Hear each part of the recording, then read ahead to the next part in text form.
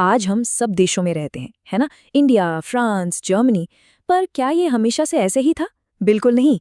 आज हम जिस दुनिया को देखते हैं, मतलब राष्ट्रों की ये दुनिया, ये कोई इत्तेफाक नहीं है, बल्कि ये तो 19वीं सदी के यूरोप में जन्मे एक बहुत ही पावरफुल आइडिया का नतीजा है।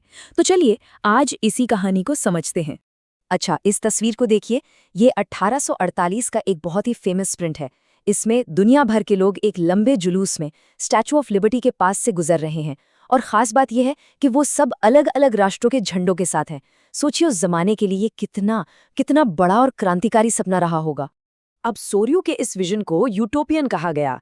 यूटोपियन मतलब एक ऐसा सपना जो इतना अच्छा हो कि सच लगना मुश्किल हो। और ऐसा इसलिए था क्योंकि 1848 की जो असलियत थी ना, वो इस तस्वीर से बिल्कुल बिल्कुल अलग थी।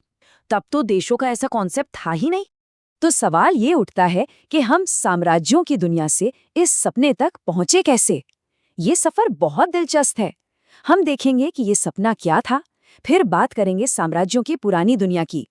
इसके बाद क्रांति ने कैसे एक नई पहचान दी, और हाँ, नेपोलियन का इसमें क्या रोल था। आखिर में देखेंगे कि उदारवाद और राष्ट्रीय एकता का क्या कनेक्शन है।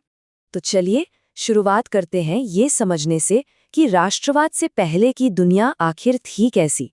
मतलब वो दुनिया जिसकी जगह इस नए विचार ने ले ली। उस वक्त यूरोप में ज्यादातर निरंकुशवाद यानी एब्सोल्यूटिस्ट रूल था। मतलब एक ऐसा राजा जिसका शासन जिस पर किसी का कोई कंट्रोल नहीं होता था, सब कुछ राजा के हाथ में। याद है सोरियो की पेंटिंग में वो जमीन पर टूटे हुए मुकुट और राजदंड, वो असल में इसी तरह के शासन के खात्मे का सिंबल थे। राष्ट्रों के बनने से पहले यूरोप, आप कह सकते हैं कि एक तरह का पैचवर्क था। मतलब अलग अलग टुकड़ों को जोड़कर बनाया गया हो। जैसे आज जिन्हें हम जर्मनी, इटली या स्विट्जरलैंड के नाम से जानते हैं, वो तब छोटे बड़े राज्यों, डचियों और कैंटनों में बटे हुए थे। और इन लोगों की कोई एक कलेक्टिव आइडेंटिटी, कोई साझा पहचान नहीं थी। इस पैचवर्क वाली बात को समझने के लिए हैब्सबर्ग एम्पायर का उदाहरण सबसे अच्छा है। सोचकर देखिए, इस एक साम्राज्य में जर्मन बोलने वाले एल्पाइन इलाके भी थे, जैसे टायरोल और ऑस्ट्रिया, तो दूसरी तरफ लुम्बार्डी और वेनेशिया जैसे इटालियन बोलने वाले प्रांत भी थे। हंगरी में आधी आबादी मैग्यार बोलती थी, तो बाकी आधी न जाने कितनी अलग अलग बोलियां। गैलिसिया में अमीर लोग पॉलिश बोलते थे, और इन सबके अलावा बोहेमियन, स्लोवाक, क्रोएट जैसे किसान समूह भी थे। इन सब में कॉमन क्या था? कुछ नहीं, सिवाय एक चीज के, सम्राट के प्रति वफादारी, बस। तो फिर ये सब बदला कैसे? इसकी चिंगारी जली 1789 की फ्रांसीसी क्रांति से। यही वो मौका था जब राष्ट्रवाद का विचार पहली बार इतने साफ तौर पर सामने आया। और क्रांति ने एक बहुत बड़ी घोषणा की। उसने कहा कि अब से कोई एक राजा देश नहीं बनाएगा, बल्कि देश के लोग यानी कि नागरिक मिलकर राष्ट्र का गठन करेंगे और अपनी किस्मत खुद लिखेंगे। ये एक जबरदस्त बदलाव था। सारी पावर एक राजा के हाथ से निकलकर आम नागरिकों के हाथ में आ गई। लेकिन सवाल ये है कि लोगों में ये एक राष्ट्र वाली फीलिंग लाई कैसे जाए। इसके लिए फ्रांसीसी क्रांतिकारियों ने कई कदम उठाए। पहला, नए विचार लाए गए, जैसे ला पात्री यानी पितृभूमि और ल सिट्युआं यानी नागरिक। दूसरा, नई सिंबल बनाए, शाही झंडे की जगह नया तिरंगा झंडा आया। तीसरा, नए सिस्टम बने, पूरे देश के लिए एक जैसे कानून और नाप तौल के लिए भी एक ही सिस्टम लागू किया गया। और चौथा, एक आम भाषा, पेरिस में बोली जाने वाली फ्रेंच को बढ़ावा दिया गया और बाकी क्षेत्रीय बोलियों को डिस्करेज किया गया। अब कहानी में एंट्री होती है नेपोलियन बोनापार्ट की, और ये बड़ा ही दिलचस्प किरदार है। था तो वो एक तानाशाह, एक डिक्टेटर, लेकिन अनजाने में वो पूरे यूरोप में क्रांति के इन विचारों को फैलाने वाला सबसे बड़ा जरिया बन गया। ये एक दो-धारी तलवार की तरह था। आइए जरा नेपोलियन के दौर पर एक नजर डालते हैं। 1797 में उसने इटली पर हमला किया और यहीं से नेपोलियनिक युद्धों की शुरुआत हुई। 1804 में उसने अपना मशहूर नेपोलियनिक कोड लागू किया, जिसने कानून के सामने सबको बराबर बना दिया। 1813 में लाइप्जिग की लड़ाई में उसे करारी हार मिली और आखिरकार 1815 में नेपोलियन का पतन हो गया और वियना शांति समझौते पर दस्तखत हुए। तो नेपोलियन की विरासत क्या थी? देखिए, एक तरफ तो उसने बहुत से सुधार किए।